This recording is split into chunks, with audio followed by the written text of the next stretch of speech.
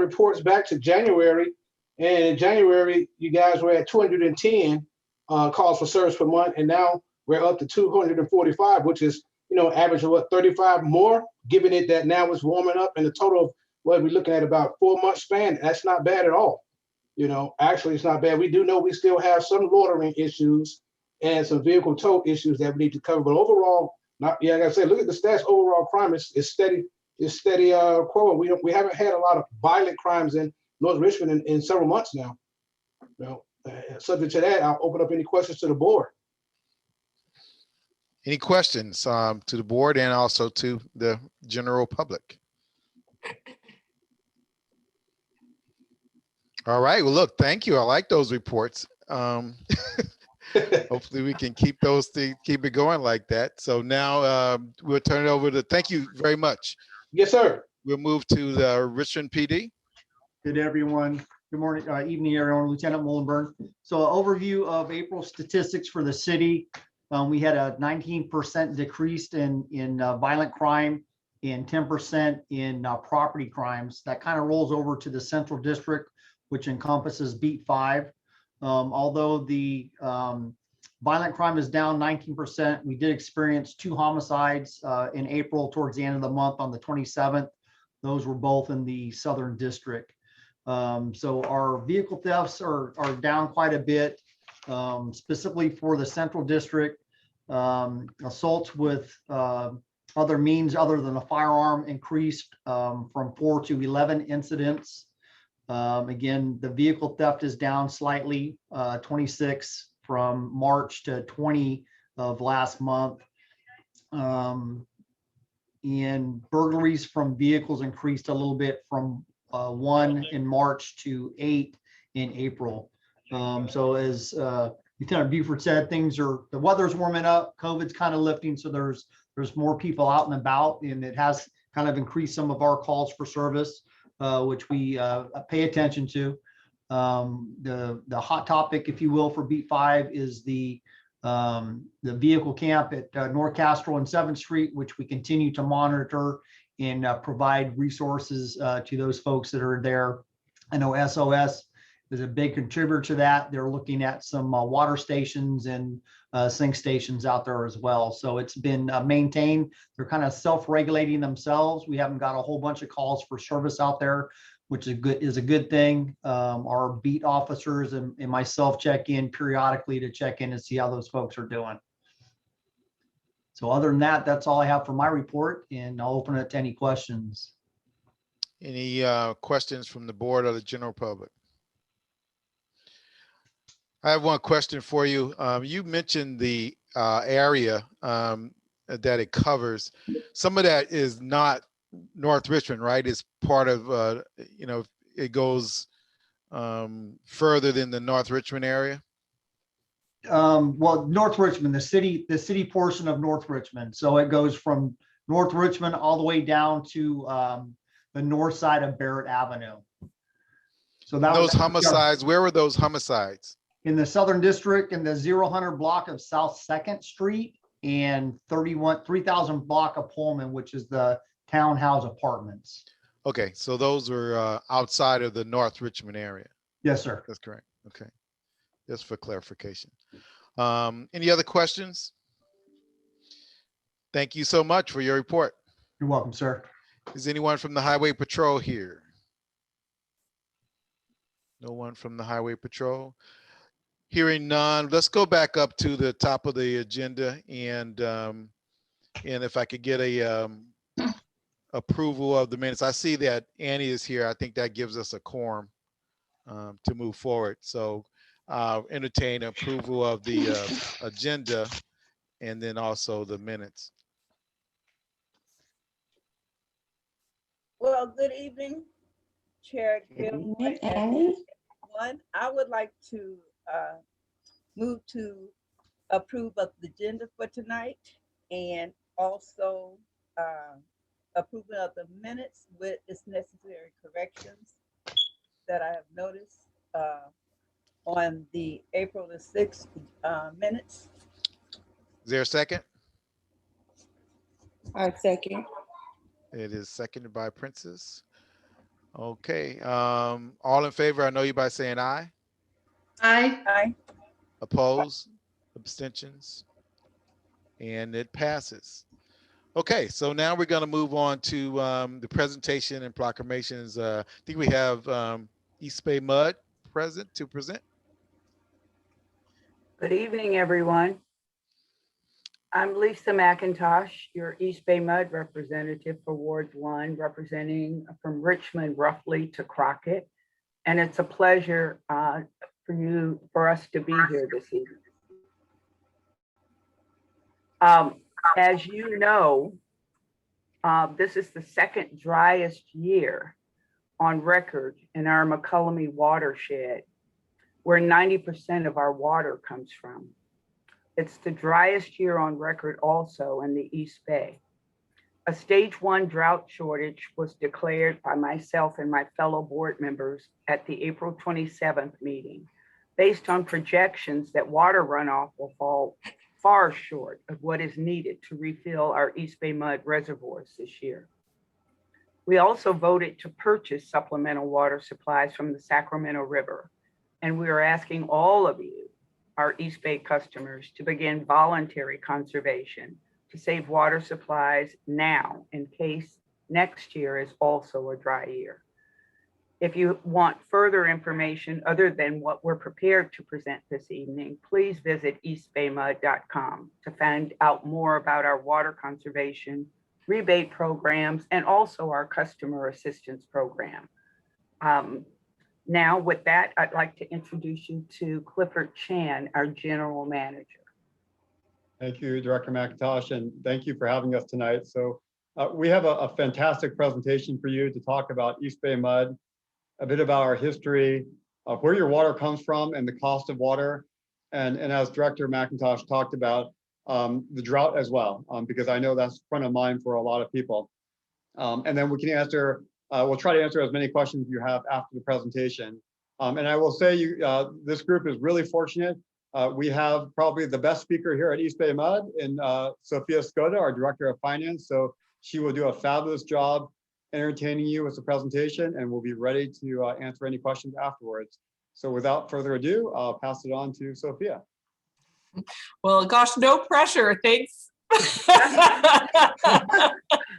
No, but honestly, it is a pleasure to be here. And honestly, I'm the face that's giving this presentation today, but along with me on this presentation are several of the members of our finance team, Richard Liu, Jean Chase, David Mercado, and they are here because they want to make sure that all of the questions are answered and that we all know what are the questions that the public has as we get ready for our public hearing on June 8th. And so thank you for making the time on your agenda to allow us to join you tonight. And with that, we'll jump in. So the first thing that I would say is this is not something that everybody knows. And so if you don't know it, you're definitely not in the minority. East Bay Mud is a not-for-profit special district with responsibility for water and wastewater under California's Municipal Utility District Act. And so that means we're not PG&E. We're not regulated by the California PUC. We don't have shareholders. We don't make a profit. So we are a not-for-profit special district. We have a 7-member board that's elected by ward. And as Director McIntosh introduced herself earlier, Director McIntosh is our longstanding director serving the area that is also served by the MAC. So we serve communities both in Alameda and in Contra Costa County. And so you would know that, of course, being a part of Contra Costa County. And we're a lot of people don't know this, but the second largest retailer of water in the state of California. So that's after City of Los Angeles, essentially, LA Department of Water and Power, which makes us one of the largest sellers of water in the Western United States. So we also are a part of the East Bay and its history. We'll talk a little bit more about that, and we're very deeply committed to its future. Our mission, some of you may already know this, but for those of you that don't, is to manage the natural resources with which the district is entrusted to provide reliable and high quality water and wastewater services at fair and reasonable rates. And so I want to kind of hone in on that because that's really a part of our mission. And so we're very serious about that. And all of this for the people of the East Bay and to preserve and protect the environment for future generations. So moving on to our next slide. we just sort of have a graphic here that shows where our water comes from. And so the top slide shows a shot of the Sierra Nevada mountains. And so our water is snow melt. And that's why it tastes so good, honestly. I mean, that's why, you know, those of you who go to other parts of the Bay Area, or perhaps go to visit friends in the Central Valley or down in LA and drink some water from the tap and go, ooh, this is not home water. And that's real, because this is snow melt that makes up 90% of our water in a normal year. That next shot that you see there, kind of in that middle layer of this photo, is Party Reservoir, and that's our drinking water supply reservoir. And it's a beautiful picture, because frankly, it's just an absolutely stunning place. A lot of people have heard of Hetch Hetchy, not so many people have heard of Party. So Party is the East Bay's very own Hetch Hetchy, as it were, essentially. And then that last shot is, you know, as the water melts, goes down into Party Reservoir, and then we've got these three, you know, huge, essentially aqueducts that bring that water into the East Bay, 90 miles from the Sierra Mountains. So just a little bit about the history of the district. East Bay Mud was created almost 100 years ago. We're going to be celebrating our 100th birthday in 1923. And we were created because local water sellers at the time were both expensive and unreliable. So some names that you might see if you're hiking or walking around on East Bay streets are East Bay Water Company, People's Water Company, and Contra Costa Water Company. And these were main kind of pieces of early East Bay mud. I do want to say that if you have any particular interest in the history of the East Bay's water supply, Clifford Chan is the son of a history professor, and he's got all of that at his fingertips. It's kind of amazing. Actually was able to correct from memory something that was going to go out that is written in one part of our history and with one date, and of course Clifford had the correct date. So basically we were a big part of kind of early East Bay mud. And what happened is that rapid population growth and severe drought 100 years ago meant that these water companies failed. And so East Bay Mud was essentially created, took over the assets of those companies, and basically started out as a not-for-profit public agency serving the East Bay. So this part of our history means that we're very cognizant of the part of our mission which focuses on fair and reasonable rates, because we were created because others failed in that regard. So as we turn 100, and as I've just said, we were made up, the early parts of us, from older water companies. Some of the infrastructure in our system is more than 100 years old, and it's still serving us. So there are pieces in service that are even up to 150 years old. And so because of this, our primary focus is investing in infrastructure as we kind of are moving forward and as we get ready to enter the next 100 years. So moving on to our next slide. Is that on the, I'm not seeing it on the screen, but perhaps you all are seeing it? No, it's not there, Sophia. Okay. Charla, are you there? Mona? Carla? I'm here. I think she may have lost connection. Sorry. Okay. Well, I'll keep talking, and when she's back, you know, we'll be able to log back in, or if not, Mona, let me know, and I certainly have access as well. So the next slide that I was going to be showing you essentially just showed kind of an overview map that showed up the McCullummy River watershed and sort of the 90 miles coming down into the East Bay. Basically it showed the 90-mile route that water takes to get to your door.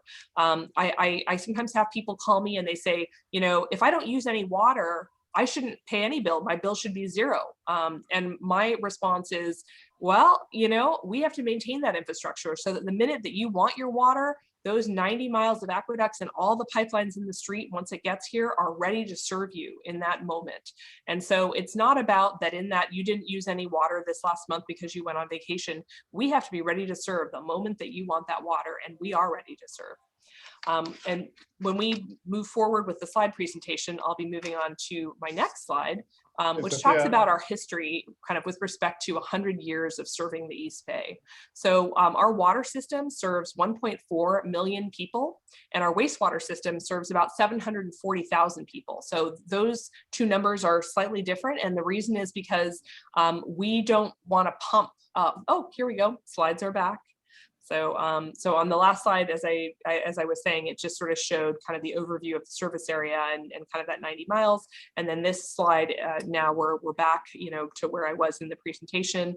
1.4 million people served from 5 local reservoirs, 6 water treatment plants, over 4,000 miles of pipeline, 122 pressure zones. That's a lot of pressure zones for a water system, and 164 reservoirs, also a lot of reservoirs. And so again, we serve wastewater in the only in the shaded area, the striped area that you see there that kind of hugs the coastline. And so it's because it really wouldn't be cost effective to pump wastewater over that set of hills that bifurcates our service area. So if anyone's wondering, that's the reason why. So another thing I'd like to note is that we only offer wastewater treatment.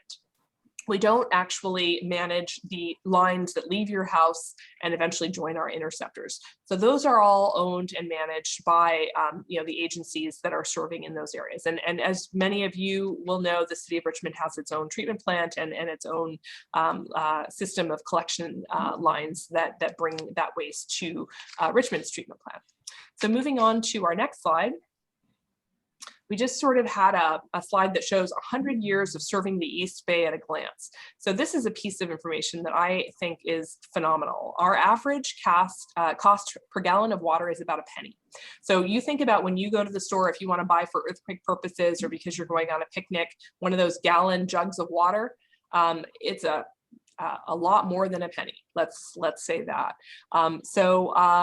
Let's also talk about, some of these other facts. So I think I'd mentioned earlier, 90% of our water came from the Sierra Nevada and that snow melt. About 10% comes from our local reservoirs. And so some of you may have had the opportunity to go on walks at some of our other, reservoirs, that include Lafayette, San Pablo, others.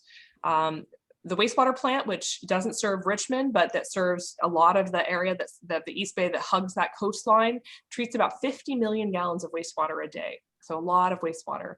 And again, about 4,200 miles of pipe that we're maintaining. And I'll give you a little factoid in a minute on that.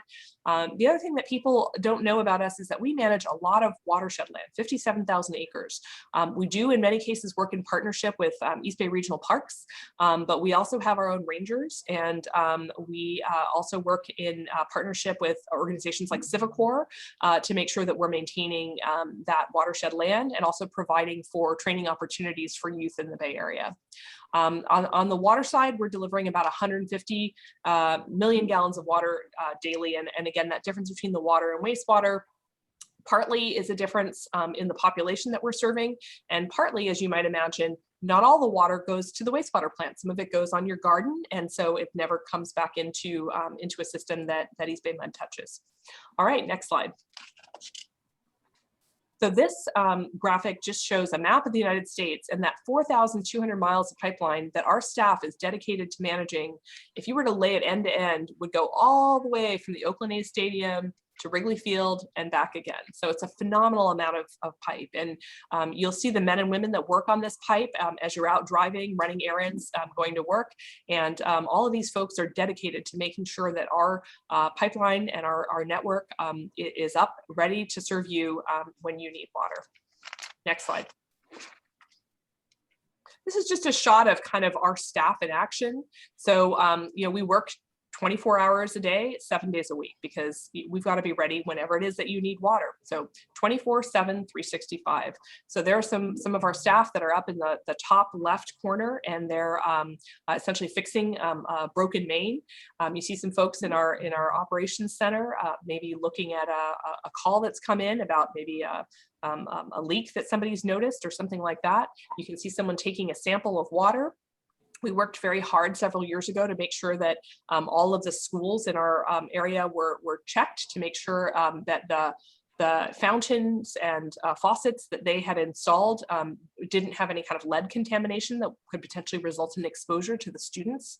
You can see another shot bottom left of folks in our operations center, someone working on a meter, and then one of our staff there that's obviously working on one of our pipelines. So our work is immediate, as I said, because we want to be there 24/7, but we're always planning. How do we protect the environment while meeting needs of service during a drought? How do we make sure that we're planning for the big one, because the big one will be back? All of those kinds of things are the work that we do, and we love working here. Those of us that work at East Bay Mud, we have a very long tenure on average. people think of you as a newbie if you haven't been here 10 years. It's a special place to work, I can tell you that. So our next slide here shows our budget priorities, which is the main priority really is investing in infrastructure. And these are some shots of some projects that have recently been completed. So work on our water treatment plants in Orinda, neighborhood reservoir work that we've been working on. We've been working on a pace of trying to rehabilitate 2 reservoirs a year for a long time. I think we're catching up with ourselves and can slow down a little bit now. Work on pumping plants for those that live at elevation. We've got to lift that water up, and it's heavy. Every 100 cubic feet is, a substantial amount of water that you've got to pump up. And we make sure that those that live at elevation pay that. So those of you who don't live at elevation and don't have to have water pumped to you, you're not paying for those costs. These are some other shots of work on our outlet towers and on those large diameter pipelines. In this case, the aqueducts is what the picture is. So our capital improvement program, that's your rate dollars at work. And so, we are working on completing master plans, looking at what effective operations looks like, looking to make sure that we're connecting with the latest systems and information technology, making sure that we're secure as we move forward into the future, and frankly, as the future changes, every day.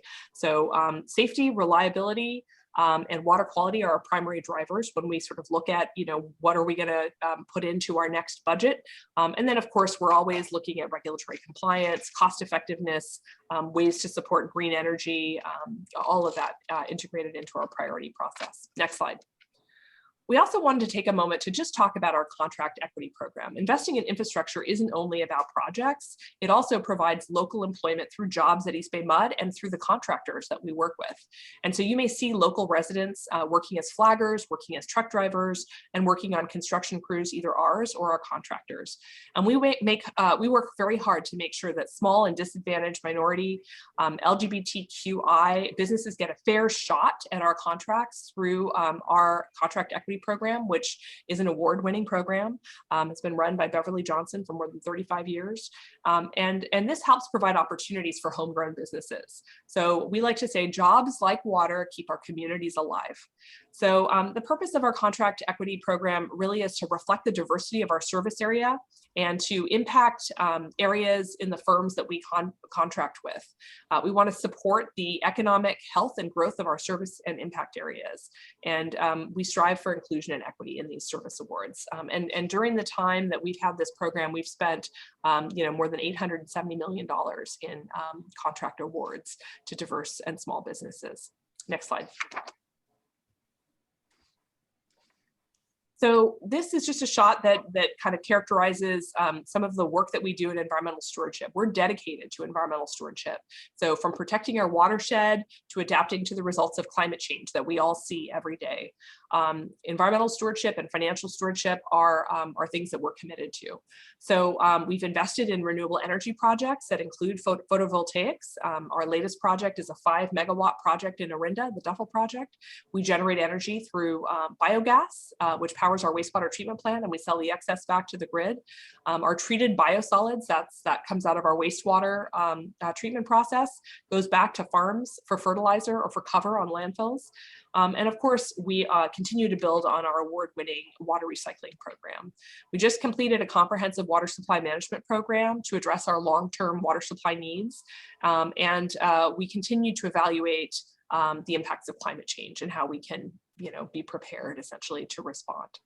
Okay, next slide. So this is a shot that looks at our water supply, carryover storage, and this is the graphic that our board saw that Director McIntosh mentioned earlier in making the decision about that the time was right to set a stage 1 drought, make clear that our communities are aware of the situation that we're in, and about the decision to purchase supplemental supplies. So what you see here is what the last several years have been like from 2011 through where we are here in 2021. So again, second driest year on record. And the driest year on record in the East Bay itself. So, so the Board of Directors, as Director McIntosh noted, has voted to declare a stage 1 drought based on these projections, and also the purchase of supplemental supplies. Next slide. So this shot shows kind of total system storage, and what it shows is 3 lines. So, a very dry, kind of an average year, and then if things are better than average. And so we update this line as the weeks kind of move forward. But what you can see there is that even if we receive some remaining precipitation over the course of the next several months, that we are not going to feel confident going into the next year with respect to our storage. And so that's the reason that the decision is made to declare a stage 1 drought and to purchase water supplies. Next slide. So we thought that it would be nice to have a graphic that shows, kind of $1. So $1, where does that go? And so what you see from this graphic is that almost all of our of one rate dollar goes to fund infrastructure. So 51% goes to infrastructure directly, 32 cents to water service, and then we've got administration, some customer service, natural resource management, and regulatory compliance. Next slide. This is a graphic that shows our budget expense categories. And what you'll see here is between the actual direct capital investments, for example, for FY21, $919 million in our budget, that over 40% of that is about capital investment, and 24% going to our debt service payments, which is our mortgage. Why do we have a mortgage? Why do we sell bonds? That's the equivalent of our mortgage. And the answer is to really provide intergenerational equity, and also to limit the amount of rate increases that we need. So the idea is, as I said earlier, we've got some pieces of our infrastructure that are 100 years old. Well, we don't want you necessarily to have to pay all of that cost when we go to replace it. And so we take some of that cost and stretch it out over 30 years, and we pay interest to our bondholders. And so that enables us to keep our rates a little bit lower, but also to make sure there's equity, so that the person that buys your house, or the person that lives next, that buys the house next door to you, that they're also sharing in those costs. But when you add these two up together, you can see that 2/3 of our budget is really about capital, and it's about infrastructure. That remaining piece there is operations, day-to-day costs of providing water service, electricity, chemicals, computer software licenses, things like that. With respect to the water versus the wastewater system, the water system is budget is about 6 times that of the wastewater system. And some of that, again, is partly because we have a smaller service area, and then partly also because we don't have collection system. We only are operating a treatment facility. Next slide. So what this shows is the monthly single-family residential water bill. So a very low water user in our service area uses 400 cubic feet. So 1 CCF is centum cubic feet. Centum is the Latin for 100, and that represents 748 gallons of use. And so that a bill for that user would be roughly $45 a month. The average user is using 8 CCF, which generates a bill of about $63.50 per month. And then a very, very high water user at 24, so about 3 times the average use, is paying a bill of $172. And the tiers that use falls into reflects essentially our cost of service. And our cost of service is a study that we engage once every 10 years, and we make sure to update our costs in accordance. What I will tell you is that about 50% of our customers use 600 cubic feet or less per month. So in other words, more than half of our customers are essentially paying a bill of less than that $63.50 per month. So we're talking about less than $2.50 per day. Next slide. This shows an actual bill. And so what you'll see there is that we've tried to make some efforts. This is Florence Waters, who happens to live on 1234 Pipeline Street in Richmond. And what you'll see there is that it shows the billing period. So you'll see there that the billing period is about 60 days. That's 2 months. There are a lot of folks that think, gosh, I feel that my bill is about the same as my PG&E bill. And so, what I would say in response to that, it's actually half of your PG&E bill, because this is a bill for 2 months, not for 1 month. When we looked back into the history of how we started with bi-monthly billing, and went back to World War II, when the idea was to save resources and send out less paper. And so that's when we started sending out bi-monthly bills. And so what you'll see there is the current East Bay Mud charges. And then at the bottom, it shows what the amount of total use was over 2 months. So in this case, 16 units. So that's 8 units per month. And then it shows that last year, Florence also used 16 units during the same billing period. So Florence can know that she hasn't changed her water use pattern. If it either had gone up dramatically or down dramatically, Florence would be able to see that looking at this bill. And it shows the average gallons per day on the far right there, 199 in this case for this period, 187 during that last period. All right, next slide. This shows our budget adoption schedule. So we held a budget workshop #1 in January, the 2nd in March. And then we proceeded with a Proposition 218 mailing notice. Those were mailed out. They should, every one of you should have received one. And if you haven't, certainly please contact us and let us know, because we want to make sure that everybody has an opportunity to see what we're proposing and to weigh in. And the public hearing date is actually set on June 8th. And so that's the date that we'll record, all the responses. If there are, folks that are opposing that rate increase, then written letters that meet the specifications that are in the 218 notice will be counted and presented. We do have another opportunity if folks are interested to hear more. Much of this will have been repeated if you're listening tonight, but we're having a budget and rates webinar that we've advertised in our 218 notice on May 6th. So coming up this just shortly in a few days. Basically, if effective, the rates that we're proposing would go into effect on July the 1st. And so we're putting 2 years of rate increases into effect with the 218 notice that is out at present. And with respect to the rate increases that we're talking about, the rate increases that are proposed at this point are 4% on the water side and 4% on the wastewater side, both for this fiscal year that would start on July 1 and also for the following July 1. And just as a note on the water side, those are down, reduced by about 20% in both of those years on the water side to reflect the fact that we know that a lot of people have been impacted by COVID economically. And so that reduction of 20% reflects that. Next slide. So we have many resources on eastbaymud.com/rates.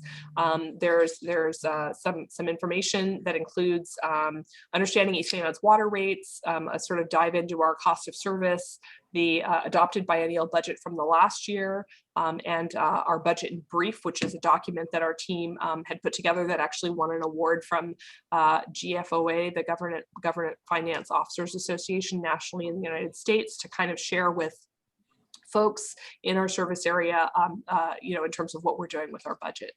Next slide.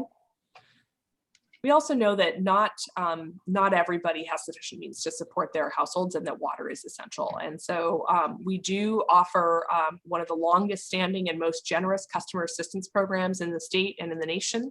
We provide up to a 50% credit on water flow and water charges and up to a 35% credit for wastewater flow and charges for qualifying customers.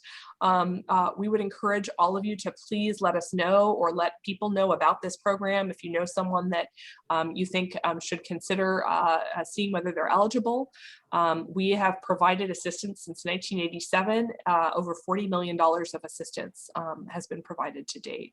So we also have other ways that we can help you save water and money. We have rebates to save outdoor and indoor water use.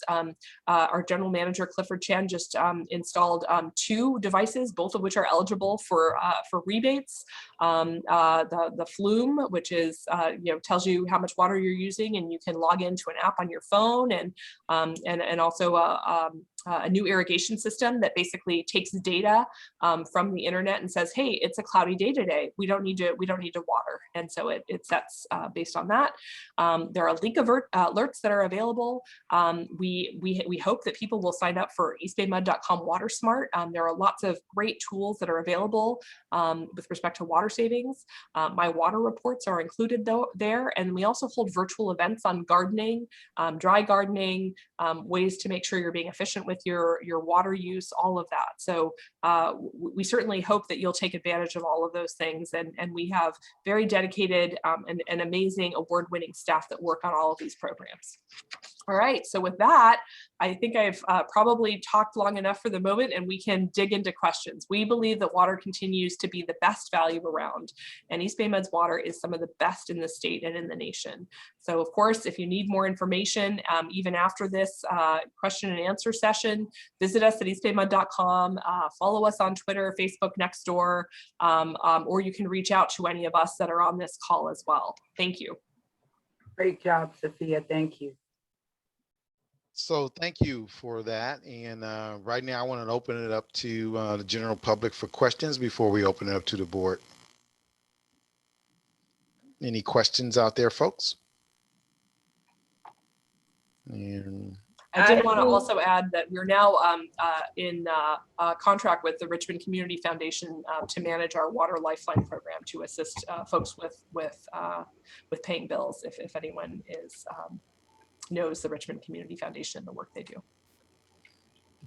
great. I think Annie had a question. Go ahead, Annie. Yes, thank you, Chairman Gilmore. And I would like to thank Sophia. That was excellent. I thought that was very good presentation. And also I would like to just do a shout out to Director McIntosh. Hello, it's good seeing you. Good seeing you, Annie. Yeah, good seeing I you. miss seeing everyone. Yes, yes. Don. Yeah, good seeing you. Had to shout out to you. Got to get a shout out to you. So with that, I just want to more or less ask about this, you know, the possibility of what do we do about having, well, first of all, I have fruit trees in my backyard. And this is time to water them in order to have some type of fruit on your trees. And right now, as you know, when lack of water, the leaves has a tendency of curling, and it's time to water. So with us looking at, not having, looking at the drought that is in place right now, what should we do, or what should I do about watering my trees? Because they really need to be watered.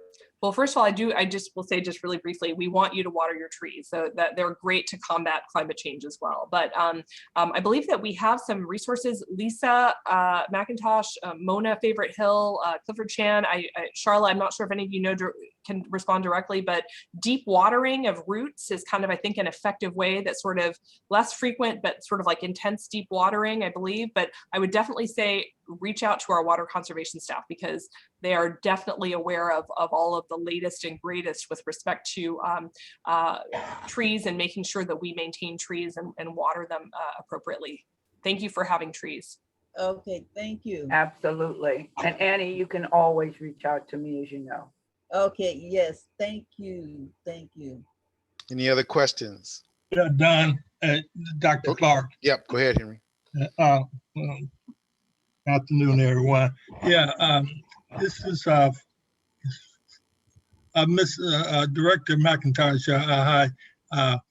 Is that advisory committee for East Bay Mud that's still happening that I used to serve on? No, we haven't done that in a long while, Henry. But are you interested in serving? Well, not at the moment. Not at the moment. I was just wondering, was it still in existence, or was anyone on there from the Richmond area? Yeah, it was a moment in time, but we would be happy to revisit it again. Oh, okay. All right, thanks. Okay. Okay, any other questions? Well, Lisa and your group, I want to thank you so much. Lisa, you've always been, very responsive to the community, as you continue to be. And thank you for your work that you've been doing with East Bay Mud and your colleagues. Thank you. I just miss seeing everyone face to face. So hopefully we're close to being able to see each other face to face again. I miss you guys. And we the same. Yes, same here.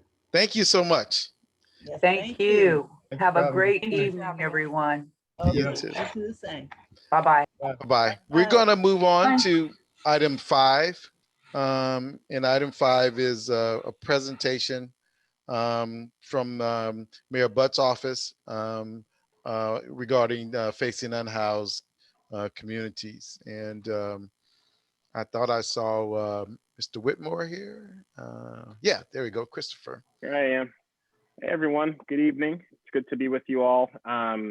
I am representing the mayor this evening. He has a conflicting engagement. He's got city council right now, which of course he has to be at. So I apologize that he was not able to attend. I do have a short PowerPoint presentation that the mayor did put together, which I will deliver. And I don't know if I have screen sharing abilities. Robert, okay, looks like I do. So give me 1 second. Let me share my screen. And I will apologize in advance. This is not as beautiful as the presentation we just saw with the Pardee Reservoir and all those other beautiful places. But hopefully this presentation will suffice nonetheless. So again, Christopher Whitmore, I'm the Chief of Staff for Mayor Tom Butt, and I'm representing him in his place this evening. And this presentation is regarding, let's see if I can get this to move. This presentation is regarding a temporary managed transitional RV village, which I believe many, if not all of you, are a little bit aware of.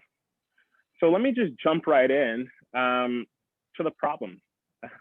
And the problem is that for quite a while, the mayor has been looking at North Castro as a potential site for a temporary managed RV park. But there has been opposition and concerns regarding the location of this managed transitional village and what it may mean for the community. Even with the concerns that the mayor has heard and the mayor has addressed over quite a period of time, an unsanctioned RV park has sprung up and still exists at the approximate location where the mayor originally proposed a managed and organized transitional village. And this site that the mayor is referring to, this unsanctioned site that has popped up, is just west of North Castro Street under the Richmond Parkway. There are photos in the next slide that I'll show in just a minute. And the mayor in our office would like to have the option of cleaning up that camp, that unsanctioned camp off of the Richmond Parkway, and moving those vehicles into a safe and managed camp onto North Castro. And the mayor wants to emphasize, and I'll emphasize as well, that the existing camp, and you'll see in the photos that I'll show next, is currently unsafe, it's unhealthy, and it is frankly an eyesore for anyone who has to look at it, and for folks who have to live there because for whatever reason in their lives at this particular time, they have little to no other options to go.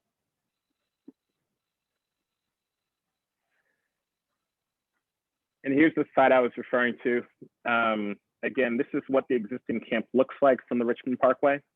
It straddles the Bay Trail and debris spills over onto the Richmond Parkway.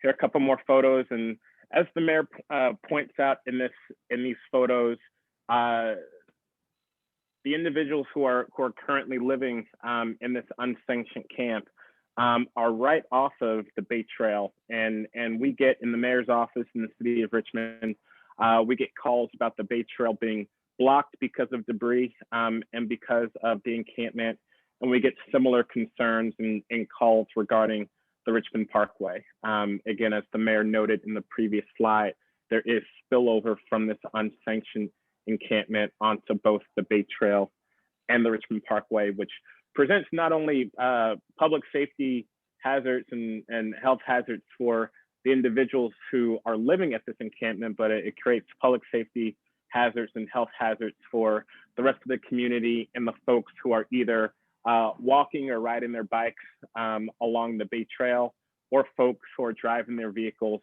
along the Richmond Parkway corridor. And so the solution that the mayor is proposing is to use the North Castro Street as a managed RV park, which would have numerous advantages, including removing blights, enhancing health and public safety in ways that I just talked about, and in more ways, clearing the Bay Trail and providing a better opportunity for RV occupants to move to a permanent shelter of housing and a more permanent scenario in which they could be housed and get their lives back on track.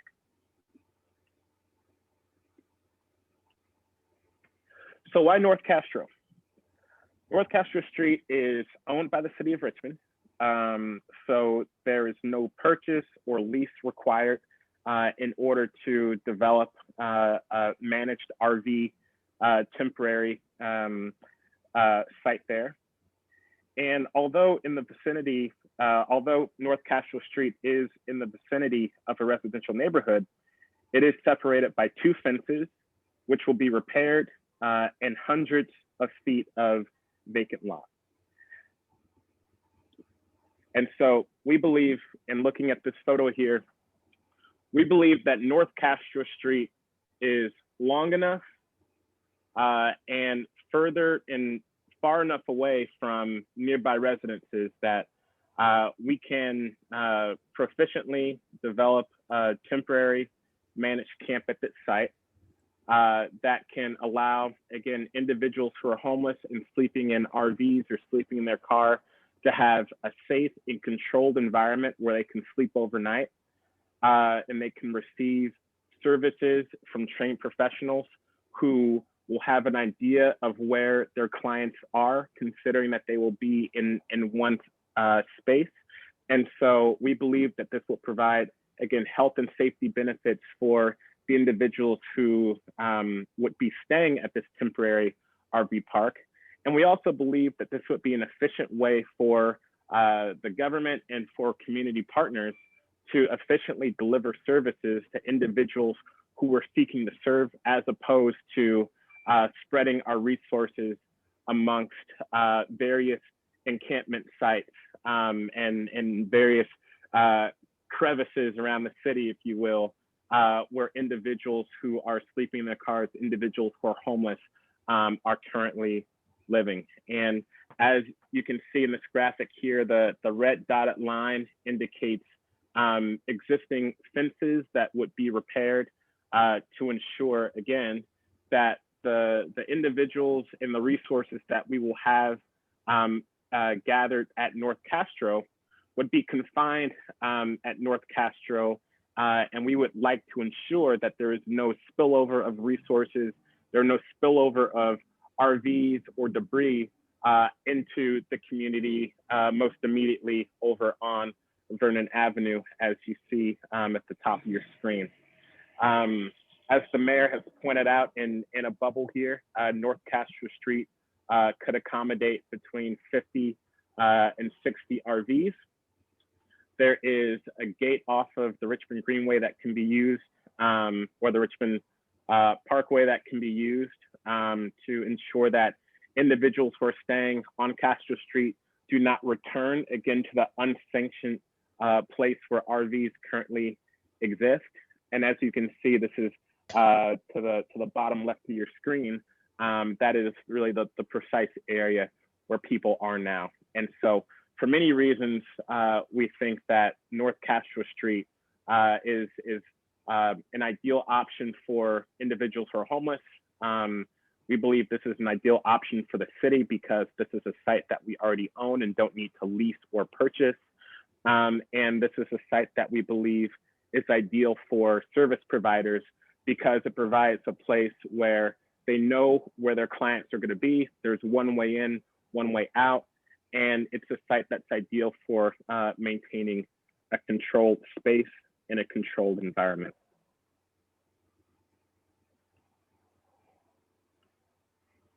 Now, I'm sure many people wonder, and we've gotten this question, what would an RV park at North Castro Street look like? And so this photo is an example of what an RV park at North Castro Street could look like, with vehicles parallel parked on both sides of the street, leaving a 24-foot wide two-way center lane in between, so that not only RVs can move in and out of the space and still have the availability to move around, but also, again, so that resources coming into North Castro Street for the individual staying there can efficiently and effectively be moved in and out of the space. And so, again, this is a site that would be well controlled, well managed, and well organized, so that individuals can get in and out, and so that resources can also be moved in and out of the space.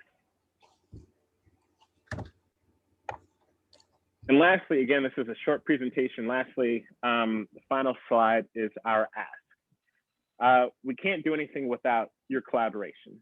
You know, it's important for us to have outreach with the North Richmond MAC, in addition to the Shield Street neighborhood, and you know, in the spirit of collaboration and in the spirit of community, and truly in the spirit of looking out for individuals who are, you know, members of our own Richmond community who are homeless. We want to collaborate with the MAC, and we want to collaborate with the Shield Street to provide really a critical and essential service to, again, fellow Richmonders, fellow West County residents, fellow North Richmonders who, again, are for whatever reason unable to be housed at this time, and folks who deserve to be not only in a safe and secure place right now, you know, as they're sleeping in their vehicles, but deserve to have resources that can help them get back on their feet and do so in an efficient and controlled way. And so we're asking that the MAC please consider letting Richmond and the Richmond City Council know that you support this collaboration, with the understanding that an RV site at North Castro Street would be temporary. This is not something that would be at North Castro forever, and an RV site is not designed to be for forever. You know, the ultimate goal that we all have, again, is to get individuals who are homeless into more permanent housing and to help get people back on their feet. And so, with that end goal in mind, and with that spirit and motivation in mind, you know, we wouldn't want an RV park to be a permanent thing anyway. I think anyone would agree, or most people would agree, that that may represent a failure in a system if we were unable to transition people to more permanent housing. I think we all acknowledge that this is a temporary proposal, a temporary project in order to support people in this current time. And we hope that you will support us as we seek to, again, provide this space in this place and time to help individuals transition to better opportunities in their lives. And so with that, I'll conclude this presentation, and I will take questions that you may have. I will say before we open it up to questions that, you know, if I am unable to answer something, I'm going to be completely honest and upfront with you. Again, this was originally the mayor's presentation, and so if you have a question for me that I can't answer right now, what I'm going to say to you, and what I hope you can respect, is, hey, I don't know, but that's a great question. I'll get the answer, and I'll email you, and I'll commit to doing that. So happy to take questions, but please understand that if there's something that I can't answer, I'm going to be upfront with you about that. Okay, thank you for the presentation. And before we get to the questions, just want to be very transparent. and make sure I have the facts right in regard to what action has already been taken by the city of Richmond in regard to, you know, that's already in place, that was voted on. And I don't know if Robert has that or you have that, Mr. Whitmore, on what had transpired, I think about a month ago. I'm not sure.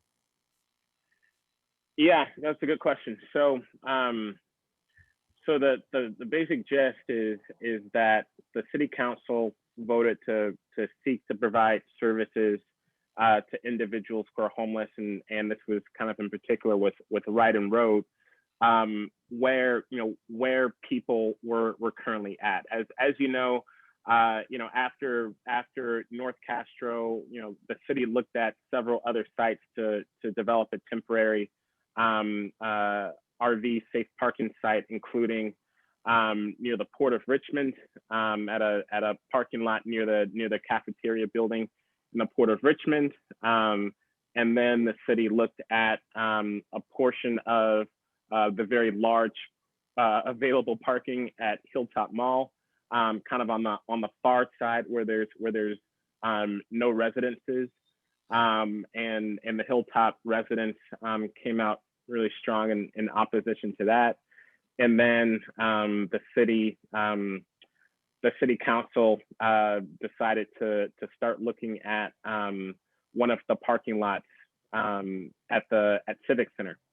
And after that proposal, again, what the city council had essentially decided was that it would seek to provide services where people currently are.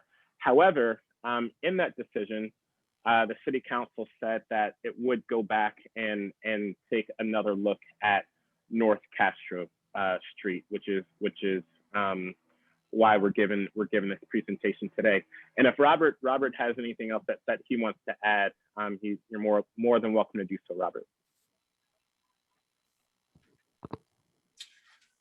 No, I think you covered it well. Thank you. And Don, hopefully that answered your question. Yeah, I just wanted to be clear if it's my understanding that they have dedicated resources to clean up some of those sites and actually look for housing for all those encampments that they have identified. That is the case? Is that correct? That is correct. Yeah. Okay. Okay. Now with that, let me open it up for questions for Mr. Whitmore. Oh, I see his hands up. Okay, let me start with Letitia on that. Hello, good afternoon. Yeah, my name is Leticia and I'm a North Richmond resident.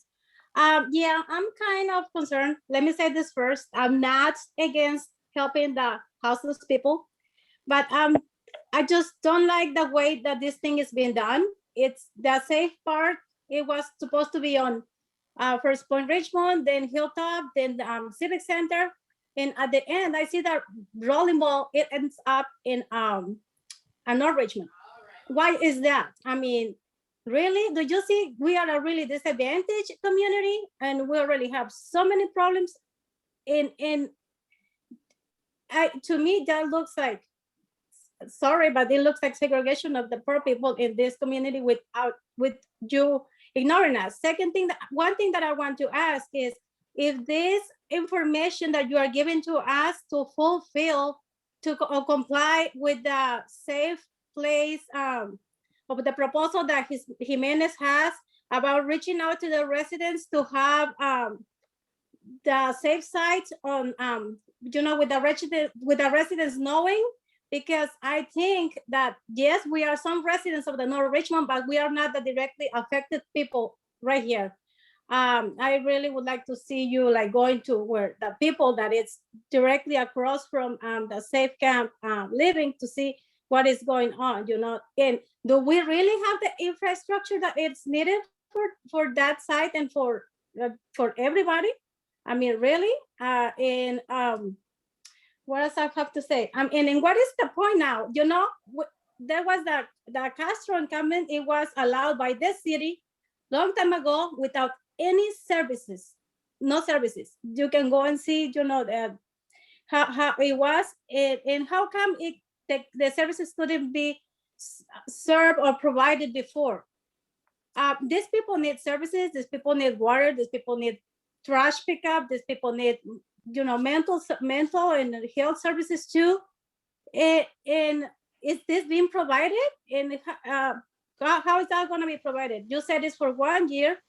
I mean, but what I see is there was one encampment and then it attracts like, it's like 2 different encampments. How are you going to work out that, you know? If more people who is not in the encampment, but it comes to the streets near it, how is that going to be controlled? And another thing, is there going to be a space if anybody from North Richmond has the necessity to go and live there? I mean, I just have some questions. Thank you. Okay, let me And just we've say this already- too before you answer, Christopher. We're gonna have we're gonna hold it to 2 minutes on when folks have their say, comments, and questions. We got to do that for 2 minutes, or if it's less, that's fine. So that's what we're going to monitor. So go ahead, Christopher. You can answer our questions. Yeah, well, thanks for this question. That was a lot, and I'm going to try to answer as much as I can. I was having a little bit of I was trying to keep all the different concerns kind of organized to answer them. So first off, I've definitely heard the comment that you've made before about, you know, why North Richmond, and I want to just say that, you know, the city and no particular person whatsoever is trying to put this proposed site in a place where it's going to disproportionately impact anyone. You know, we have looked at sites all over the community where there's space to accommodate a certain number of RVs and vehicles that people are currently sleeping in. We have looked at sites in the city that are paved, which is something that the city has been really focused on. We don't want to have RVs parked on grass lots or gravel lots. We're looking for paved places that are accessible. Again, so having people drive into the space and be able to drive out. We want to find a place where we can control the environment. In Castro Street, like some of the other locations, provided some of those qualities that we were looking for. Again, Castro is a street that's long enough that can accommodate around 50 to 60 RVs. It's a site that is one way in, one way out, which makes sense for bringing resources in and out and ensuring that we are able to control the environment. And as I think you noted in your comment, and as I noted previously, you know, we've, in addition to North Castro Street, we've looked at Point Richmond. You know, we've looked at the space right around City Hall. You know, we've looked at Hilltop, and so we aren't choosing locations based on socioeconomic status. We aren't looking at sites based on the historic racial makeup of communities, because, you know, as you can kind of tell from the different parts of the city that we have looked at, the socioeconomic status and the racial makeup is different in all parts of the city. And so, you know, I certainly understand your concern where you say, you know, why North Richmond, but I want to hopefully assure you that, you know, we're looking for a site again where we can set up services for individuals who need them quickly and do so in an organized way. And the fact that North Castro Street again is a paved city-owned site with one way in, one way out, and it's a large enough space to accommodate enough individuals and families who are homeless is really why we are looking at North Castro Street in the first place. It's not because we want to dump a burden of a resource or a burden of a site onto the North Richmond community. That's frankly not what we're about. And so hopefully that answers your question. You asked several other things, and I want to, I don't know how much time we have. I think we're gonna have to move, but Mr. Whitmore, if you can take your share screen off so I could see folks if they have their hands up. Sorry. Sorry about Henry, that. Henry, can you wait just a second? We've got Berta Alvarez who has her hand up, and I want to get to her. Yeah, sure. Hi, my name is Berta Alvarez, and I live in North Richmond. First of all, I would like to say that I do not oppose to help the homeless people, but I really think that the City Council of Richmond should try to find a permanent solution for them. And yes, I think the same way as Leticia. This neighborhood is very trashy neighborhood, disadvantaged. And as you said, Mr. Christopher, that you consider also like Hilltop Civic Center, and why you didn't do it over there. Those places are, I would say, is perfect for them because, as you said, it's pavement, it's like it's in between the city that can get services. And here, I don't believe that this is gonna be controlled all the time, and it's gonna it's gonna get more people coming from different places because there is a lot of homeless around, and the neighborhood is gonna be just worse than now. And I ask you, would you let this campment be next to your house? Would you? I would, and I understand your concerns, and I'll say that, you know, in fact, this would be a fully managed site that's managed 24/7. The city has already, and you know, a while ago, the city had developed a relationship with an organization and had selected an organization that has managed sites like this in other communities, and they provide 24/7 service that ensures that, again, resources are provided at the site, but also they provide services to ensure that address concerns exactly like the ones that you've had, that there's not a spillover into the community, that there's not a detrimental impact to the surrounding community. And so I understand the concern and maybe the anxiety, if you will, but you know, we have done our due diligence as a city to ensure that we would set up a system in which it would be a 24/7 managed site. And I'll say, you know, we've heard the concerns as well that, you know, anyone will just come to the site. It's going to be uncontrolled because everybody would want to come from anywhere. And that's actually not the case. And so what would happen is that in an organized manner, individuals would be selected to be moved into the space. Again, we would have capability for, in North Castro Street, for 50 to 60 RVs.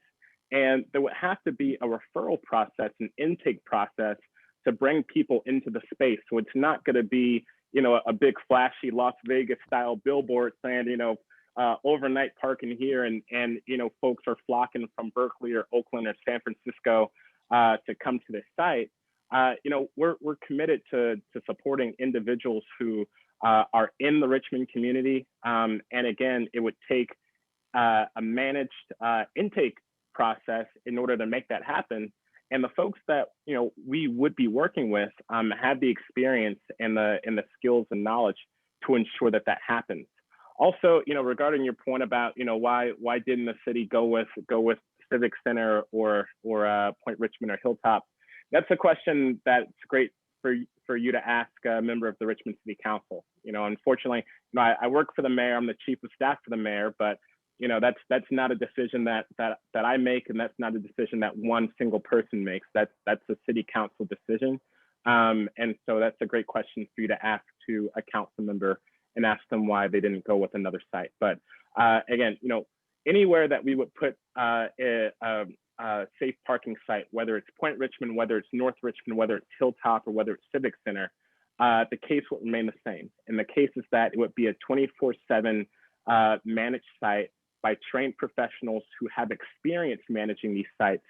And they would provide resources that would not only support the people living at that site on a temporary basis, but they would also ensure, and we would collectively ensure, that the site would not be a detriment to the surrounding community.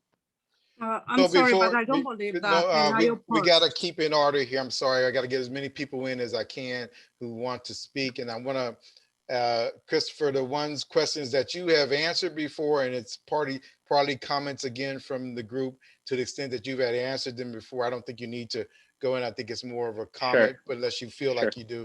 But the board members, I want you to allow for the folks that are not on the board to raise theirs. Then at some point we'll cut it off, and then we'll go to the board for comments, and then ultimately a recommendation, a vote, so to speak. So with that, Caprice, go ahead.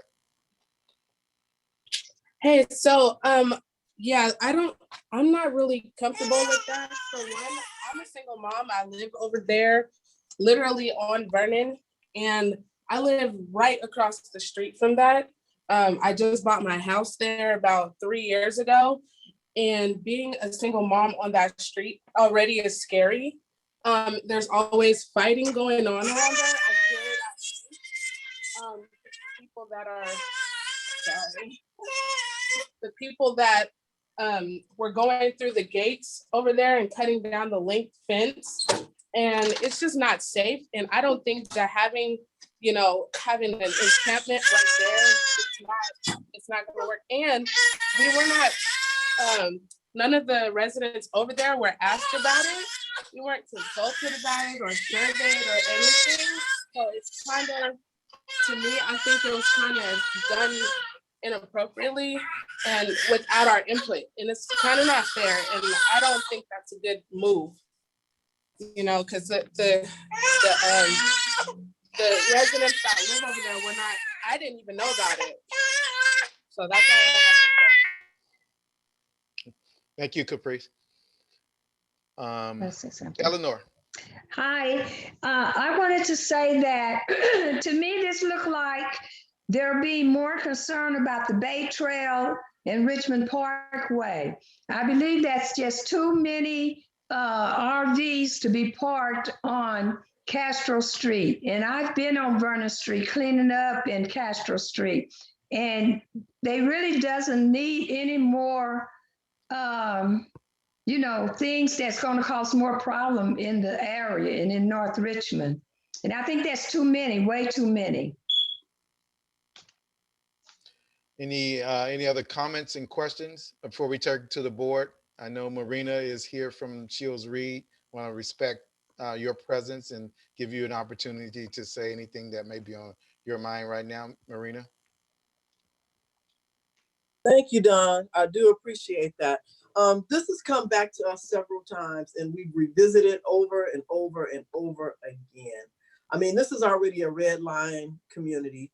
It already has its own issues with drug infestation, crime, you name it, blight.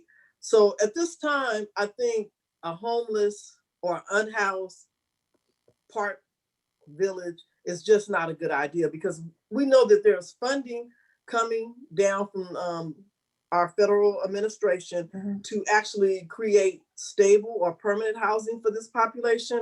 And I think there should be a new task force put together to be charged with finding permanent housing and support services for this population. And right now, those individuals, they're not considered unhoused, because they're walking around in our communities or our neighborhoods with their carts. And they look like they need drug treatment, to be honest. And so at this point in time, I'm just gonna say it's not a good idea, and I would just say no. Thank you. Thank you, Marina. I see Roxanne's hand up from Healthy Richmond. Go ahead, Roxanne. Yeah, I'll just quickly say that I support all the commentary that's happened so far, and just want to underscore Caprice's comment that, the residents along that border were not surveyed, were not talked to. And I think that's what Council Member Jimenez had said should happen before anything moves forward. And then I also just want to lift up Princess's, comments in the chat. What kind of real resources, like what's the budget for this? And if to underscore Marina's point, like if there's a task force, the task force should make the decision, not the mayor's office. So those are my comments. Thanks. Okay. Christopher, if you ever want to respond to them, please do. I'm not stopping you from doing that, but in the light of what I talked about before, we're going to move on to the board members who had their hands up for questions. And I'll start with Henry, and then I'm going to move to Annie. Yeah, good afternoon. Yeah, let me say it plain and clear. I'm not supporting this project at all, period. North Richmond has been a dumping ground for many unfavorable projects historically up until the date. And I don't care how many excuses Christopher and Mr. Butt come up with to want to dump these projects in North Richmond. I'm not in favor of it, and I'm not voting for it. And I agree with all the other comments that community people have said about opposing this particular project. Thank you, Henry. We'll go to Annie. Okay, yes, I'm sorry, I had to unmute myself. Well, I just want to, start off with looking at what Christopher, what you had mentioned about these people is for our community. From my understanding, a lot of these people with these RVs are not from our community. They're from other different areas. They're from different places and coming over here to North Richmond where the availability of space. The other thing is that as far as Castro, that's a no. Looking from that aerial view, you are right across the street from housing. It is other locations, it is other paved streets that can be looked at. It does not have to be directly in our community. So that is a no. And from that aerial view, it showed it all. The other thing is, as far as the homeless or the RVs or the unfortunate individuals that doesn't have housing, we're looking at the we're looking at the RVs, but we have individuals that still walk in the streets that doesn't have RVs. What about those individuals, and what happened to the little tiny houses for these individuals? Okay, and for looking at other areas and other lots and not directly into our community. One of the things that our mission that we have worked very hard for the last 30 years is to have North Richmond to continue to be attractive and to build and to remove blight. This is why we have mitigation, we have other things for it in order to clean up North Richmond, not to bring that a lot of trash and other unwanted elements back into the community. We're trying to eradicate that. You mentioned that there's no, at the time of looking over here at Castro, there's no security. And for the Richmond PD that just said that they do control, I don't think so with the limitation of the officers that we have now for Richmond PD. The waste, I've been over there to look, just to pass. It is atrocious. Half that fence is down on the parkway. No one has, if that was of such interest, what happened to building that fence back up? That's on the parkway. Someone with mental health can easily step out, and that's a catastrophe. Somebody's gonna get hit right on that parkway.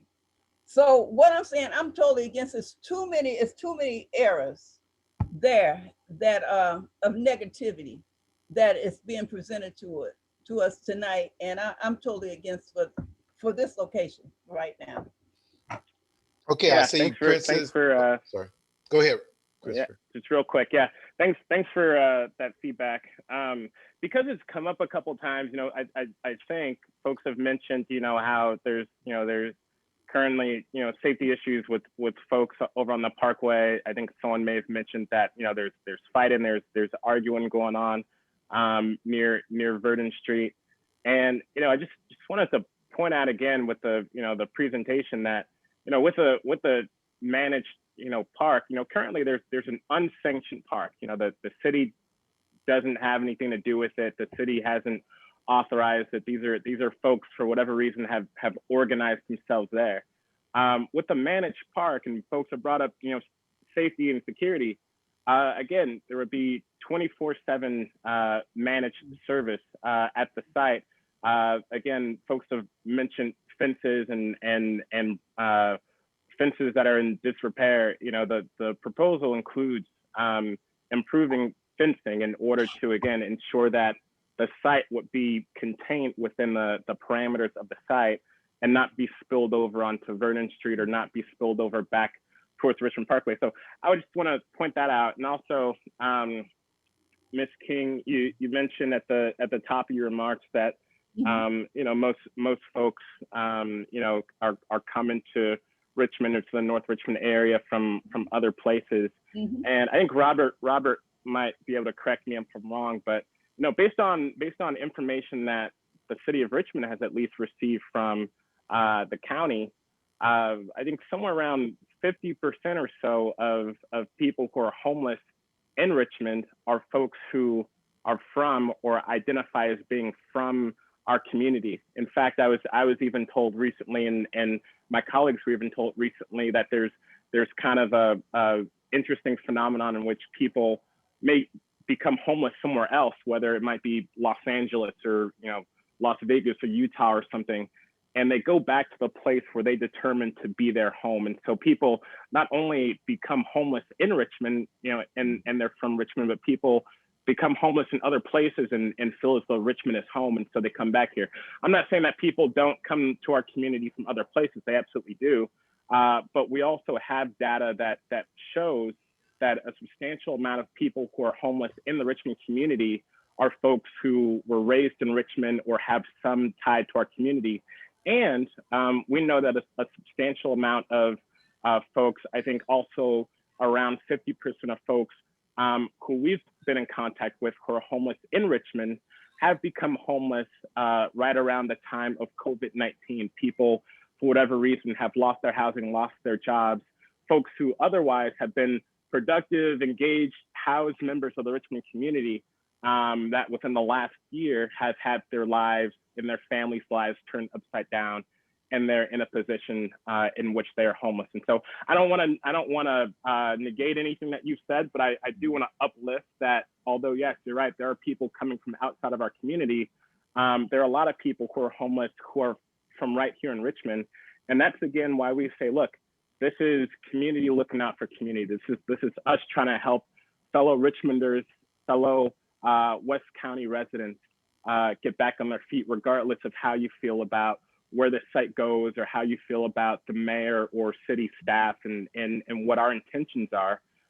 What this is about for us is helping get people from our community back on their feet. So there are a couple of things that I wanted to point out. Last thing, you asked about the tiny homes, and so for those of you who may not know, a couple years ago, the mayor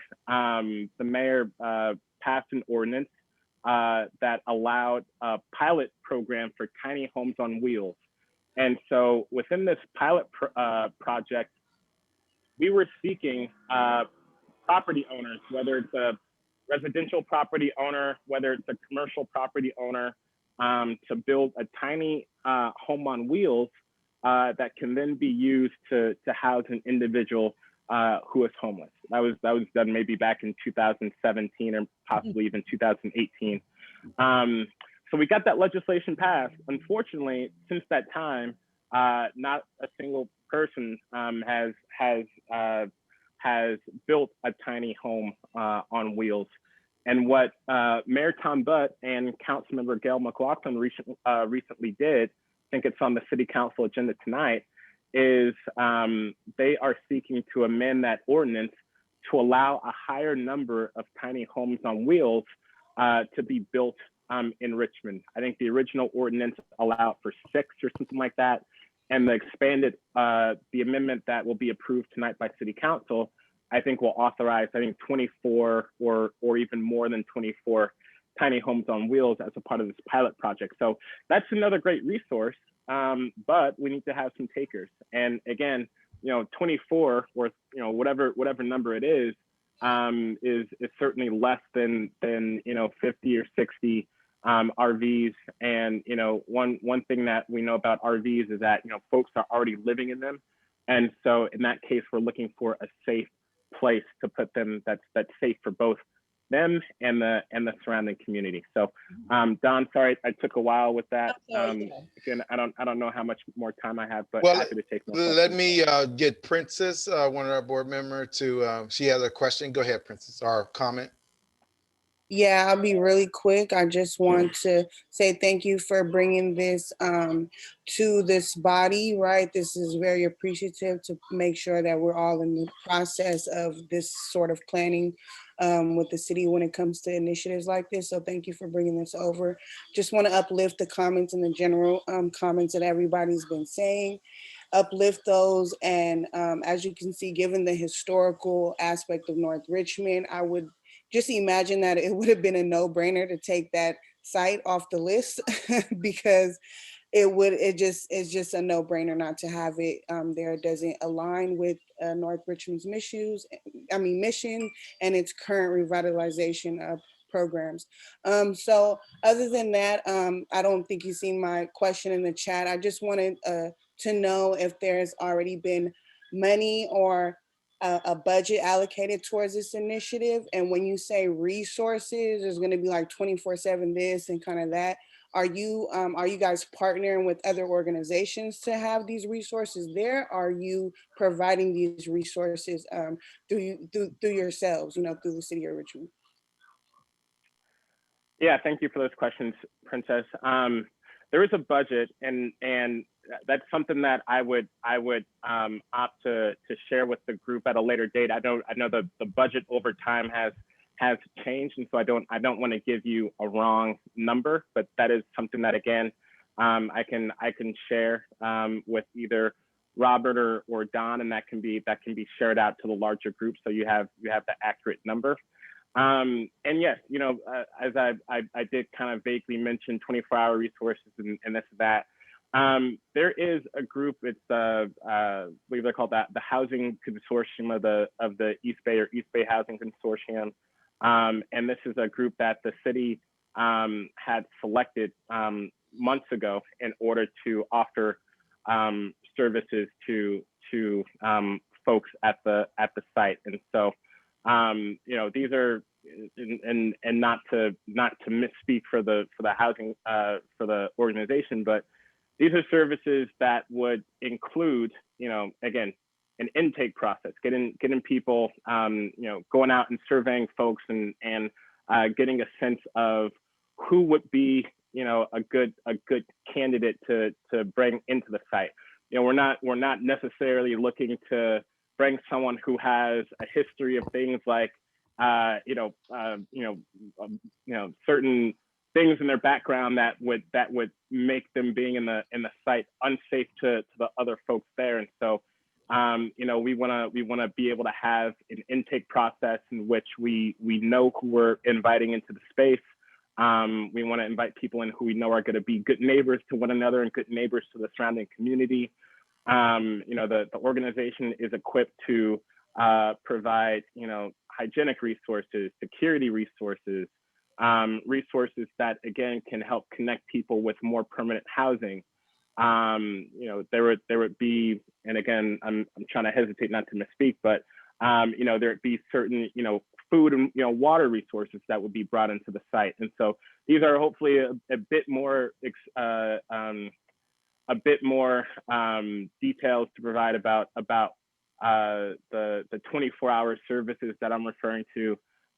But again, the Housing Consortium has provided security at previous sites and other wraparound services that do actually make them a 24/7 operation and not a 9 to 5 operation. And then at 5 o'clock, staff members go home, and then people who are living at the site are free to kind of do whatever they want until 9 a.m. when staff shows up again.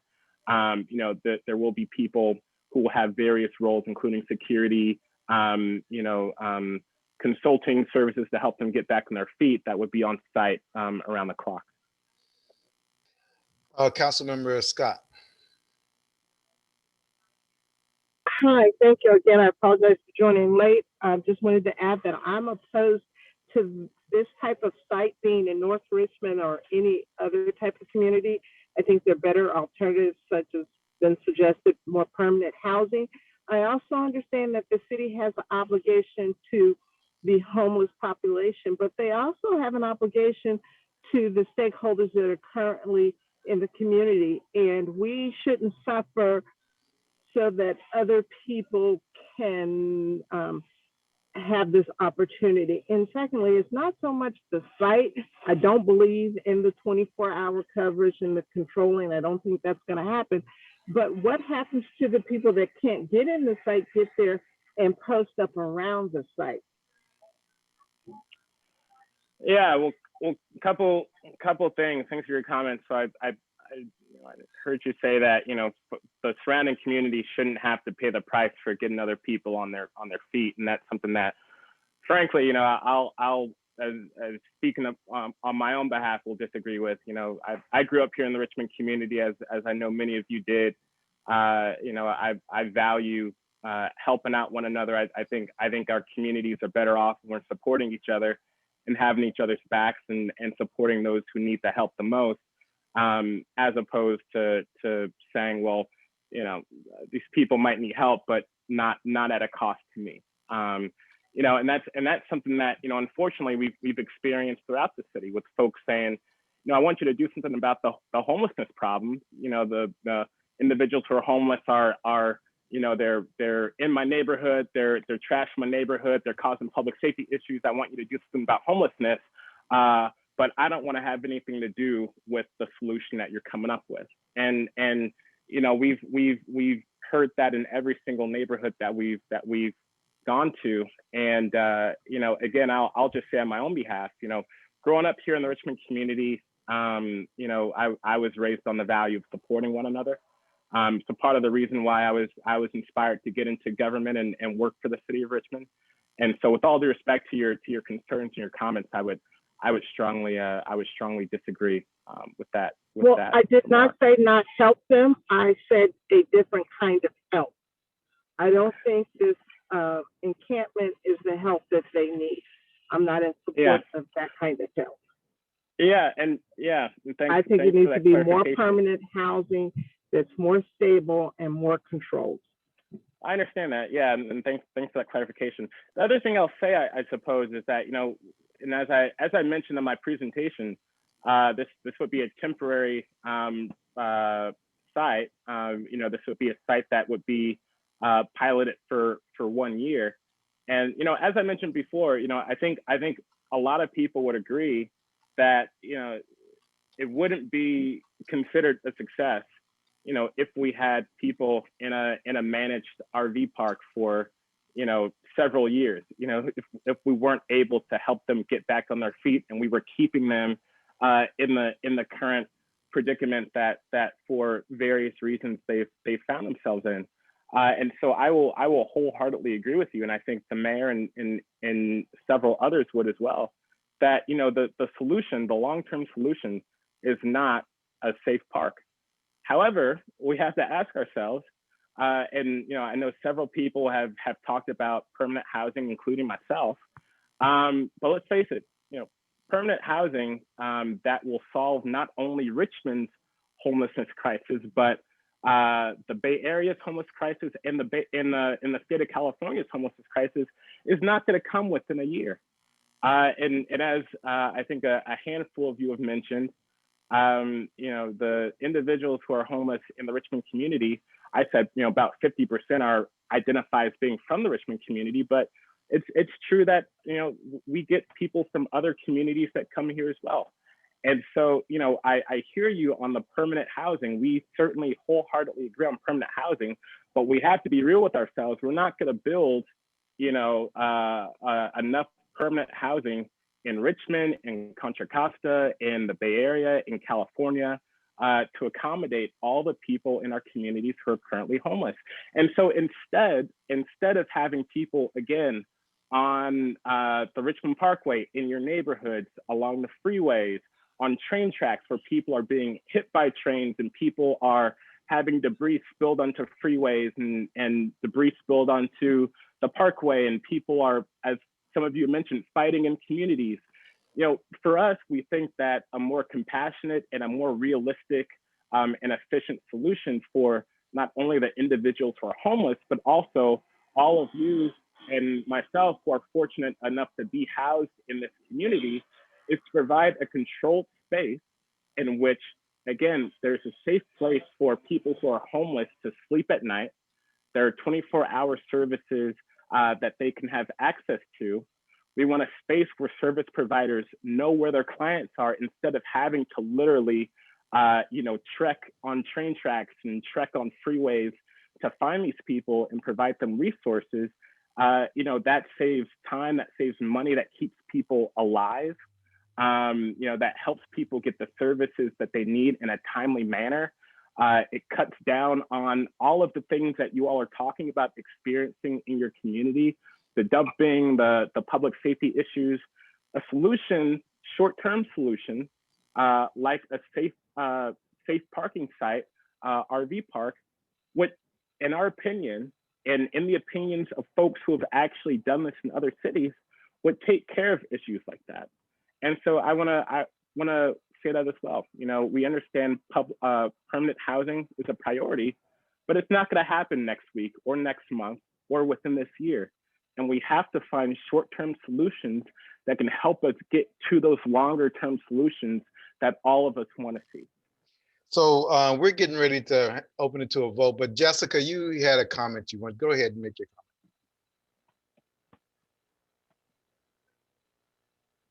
comment. There you go. Hi, everybody. I'm Jessica. This is a huge topic and interesting one. I just wanted to share that I don't know if any of you saw the movie Nomad's Land, about people that choose to live in their vans or trailers due to either economic reasons or just personal choice. So I don't, in my opinion, just because people are living in a vehicle, it doesn't necessarily mean they're homeless. So I think there's the issue of actual homeless people, and then people who maybe are choosing and prefer to live in a vehicle, but maybe there's nowhere for these vehicles to park. I don't know, but I just wanted to comment that I wouldn't assume homelessness because there are people that make a choice to live that way. Anyway, there's just so many aspects to it, and it's yeah, definitely worth another meeting or so. So thanks, everybody. Yeah.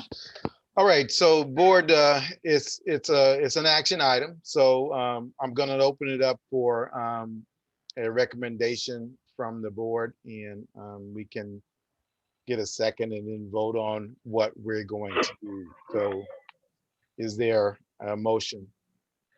This is Scott speaking. I move that the board not support this the site, and that we put a prayer for the city council and the mayor to respect our vote and our decision. Okay. Is there a second to that? Second. Second by Dr. Clark. Okay, you ready for the vote? All in favor, I know you by saying aye. Aye. Aye. Aye. Aye. Abstentions? Aye. Thank you very much. So we're not recommending that for the North Richmond community. Christopher, you did a great job of carrying your point. I think you did what you needed to do to clarify what it was, but I think you've heard what the community had to say as well. So thank you for your. Understood. Yeah. Thank you all for your time. I really appreciate it. It's good to see all of you. All right, thank you. We're going to move on to item number 6, and we have City of Richmond Community Service Department. Is anyone here from there? Hello, I'm here. Okay, go ahead. Hi, everyone. My name is Stephanie Nime with the City of Richmond Community Services Department. Today, I'm here to provide you a brief update on the mobile tool lending library for North Richmond, and also to introduce 2 of our new staff who's going to be helping with getting it up and running and operating it. So As of right now, we have the mobile tool library trailer, and we are working with some partners to build a storage shed for it, just to prevent any kind of break-ins and that type of stuff from happening to our tools while they're in there, because our courtyard does experience a lot of vandalism. After it's finally secure, then we're going to start working on operations. And with that, we're going to be conducting a needs assessment among the North Richmond community to help determine what kind of tools the mobile tool library is going to carry.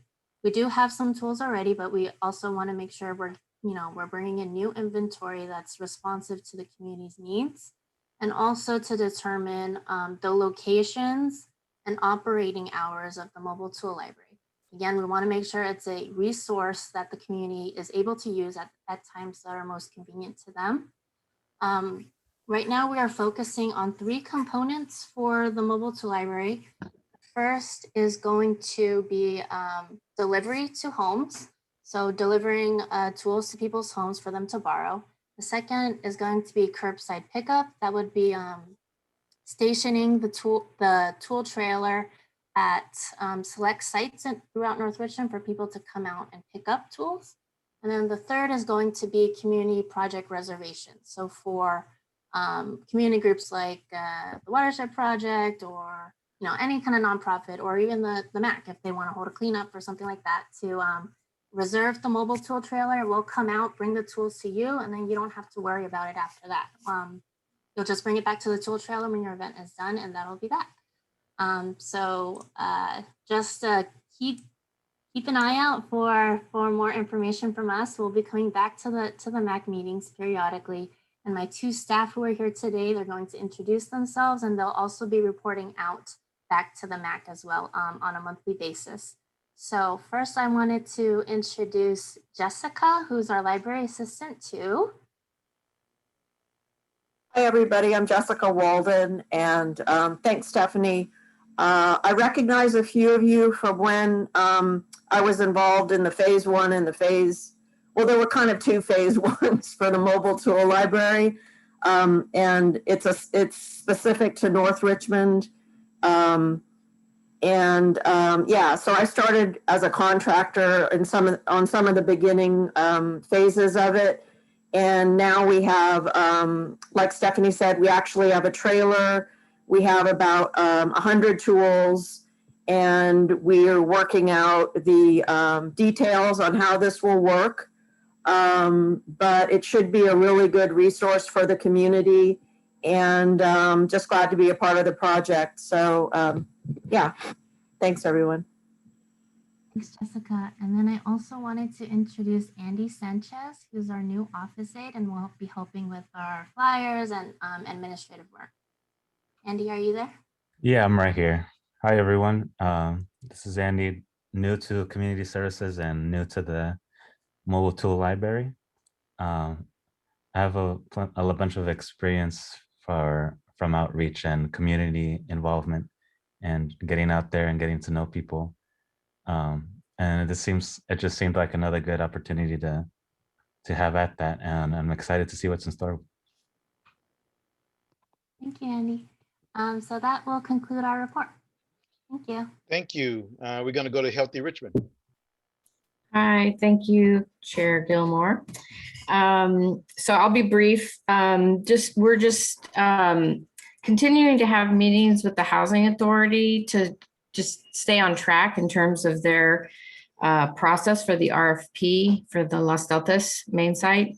So we had a meeting with them this week.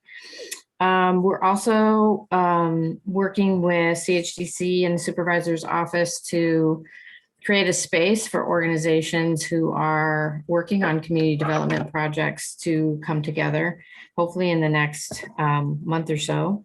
And then lastly, we're hoping to finish our youth listening sessions in North Richmond and be done by mid-June. And just to remind you, these are listening sessions that we're doing in partnership with the RISE Center. So that is my report. Thanks. Thank you, Roxanne. Robert. Thanks so much, Chair Gilmore and the MAC and the community. It's been a great meeting tonight. We dealt with some weighty subjects, but we're able to get intelligent questions, a lot of information, and provided quality input and feedback from the MAC, from the community. So thank you. That was very successful. I'll just say that the public health effort is ongoing and getting stronger. I don't know if there's anyone on this call who has not been vaccinated, but I strongly urge you to do so. And most importantly, since you are all leaders, we all play a role in reaching others in our communities. Get the word out to your friends, loved ones, neighbors, residents. Let's get vaccinated. Let's beat down this virus. Let's save lives. To that effort, Contra Costa County has opened up vaccines, free vaccines, now to anyone, even if they don't live in Contra Costa or work in Contra Costa. It's just open to anyone at this point because we have the supplies coming in, we have the capacity, and the virus doesn't know any boundaries. So if you want to get a free vaccine, no matter where you are, where you're from, just come to the local site would be the Richmond Auditorium.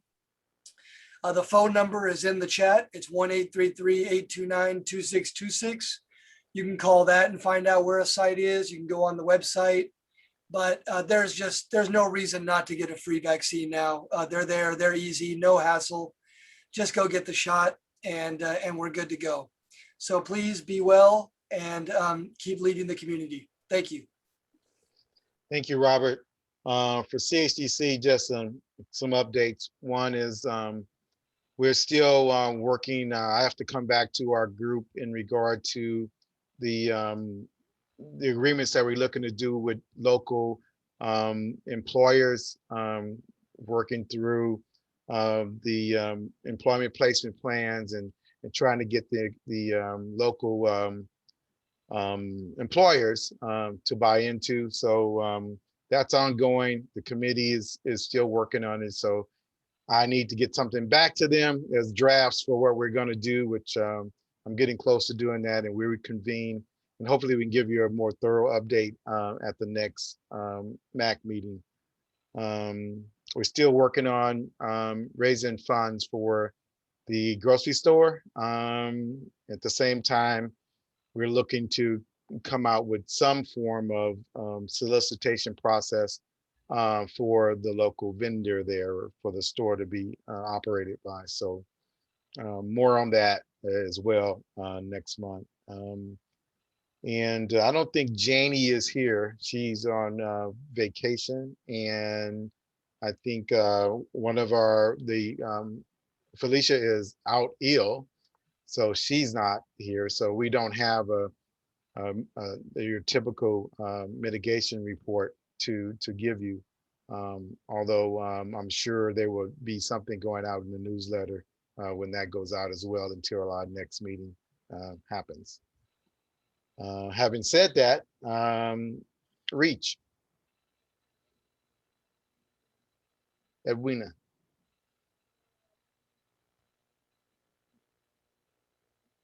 Okay, get you off mute. There we go. Am I good? Good. Can you hear me? Yeah. Can you guys hear me yet? Good. Yes. How's everybody tonight? I'll be very brief. I'm driving. I just want to let everyone know that we're doing a big food drive for Mother's Day in North Richmond. And I want to thank Annie for giving us a list of people. We're partnering with Safeway, we partnered with Rayleigh's to make sure that we have food for the women in North Richmond. We targeted North Richmond to ensure that it'd be a good Mother's Day, because without mothers, there's nothing left. Okay, so we just want to do that. Sort of sorry, Janie is not on tonight. She's on. She's gonna come. I didn't see her. She's here. She's gonna come on next. So my other concern was the building next door to us on Fred Jackson. It's getting really out of control. It's becoming a legal issue because the growth out there is so big in the back. One little spark of firecrackers and we're gonna be torched. And so I don't know. Is that the Housing Authority property, or is that whose property is No, that's Housing Authority property. And I know that I just want to just let everybody, Miss Eleanor's team did a wonderful job on the adjacent side of the housing authority property. So I'm not understanding why they can't come cut the other side. They still housing authority buildings, but the down is pretty bad right now, and people are dumping window panes, housing side of housing debris, remodeling their houses and dumping stuff. Okay. So did you report this already? Yes, I talked to Miss Annie. I think Robert, I had talked to him a month ago and they came out and did something, but it's just getting worse and worse by the day. Okay, we'll have Janie can respond to that when she. Okay. All right. So everyone, that was pretty much my report. We'll be out in the neighborhood. If you have any one that you think might need some food for Mother's Day, my phone number is 510-435-1355. 510-435-1355. And wishing all the ladies happy Mother's Day. All right, Janie, you're up. Okay, can you hear me? Yep. Okay. I'd like to let everybody know that if you are having some issues with any of the housing authority properties, please call the housing authority. We have an agreement with the housing authority where with some of their properties, we have mitigation grantees that clean up some of those properties. We're not responsible for all of their properties, but some of them we do go out and clean up. If they're homeless or persons living there who should not be living there, then the grantees cannot go onto the property and clean the properties up. We usually try to get in touch with the housing authority to let them know if something really drastic is going on that property, but they will be your first line of contact because we have no control over the properties, but we do try to clean them up. But when we go out and look at a property, the grantee go out and they write up the procedures for cleaning it up, and it has to be approved by the county. And we've been finding that we go out and clean up some of these properties, the next week they're back the same way they were before. So it is hard and it's difficult, but we do try. Right, and I think maybe part of. Hey Don, this is Tony. I'm actually been on the call. Oh, here. okay. Go ahead, Tony. So we're aware of people coming around and dumping things, and we keep going back and forth. And, the day, not even the next day, the same day that we'll clean things up, somebody will come along and dump more stuff. We encourage people to give us a call, let us know. We'll deal with it. But just kind of boots on the ground. We don't really have eyes out there anymore. So it's the more the people can help us with that and let us know that there's a problem somewhere, we'll send people out there. Thank you, Tony. Janie, do you have any more update on your report? I just want to give a shout out to all of the organizations. We did have a wonderful street patrol on Earth Day. Thanks to Robert, he put out a video. But we walked 5th Street, which turns into Kelsey. We had the Richmond Police Department came out because we walked on the city side. Even the chief of police came out. So that was a wonderful Earth Day event. And I thank everybody for participating. And that's about it. Thank you, Janie. Thank you, Janie. Urban Tilt. Thank you. Everybody from Urban Tilt. Are you doing that, Princess? No. Nope. No, I'm actually with Cooperation Richmond now. Oh, it's fiscally sponsored by Urban Tilt, but I haven't been around Urban Tilt in a minute, so I can't give you a lot of updates. Okay, thank you. All right, well, hopefully we get a representative next month. So I'd like to thank everybody for their participation in the meeting, and I think we got a lot of things done. Robert has something else. Go ahead, Robert. Thank you, Chair. Sorry to interrupt on that. I just wanted to lift up, as Roxanne put in the chat, Healthy Richmond is hiring for 2 new important positions. These are community leadership, community building positions. So anybody out there knowing leaders looking for work or looking for an upgrade, there's a big opportunity there. Get in touch with Healthy Richmond. Yeah, and we still have a youth seat open. I don't know if there's any update on that, Robert, but I think it's still open. Looking Yeah, for. and I do know Urban Tilt is hiring now for some youth positions and also some staff positions. All right. Thank everybody. And with that, we are adjourned. Have a good evening. Thanks. Thank you.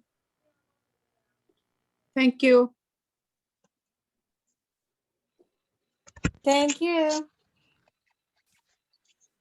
Thank you. Thank you and good night. Good night. And good night. And happy Mother's Day to all the mothers.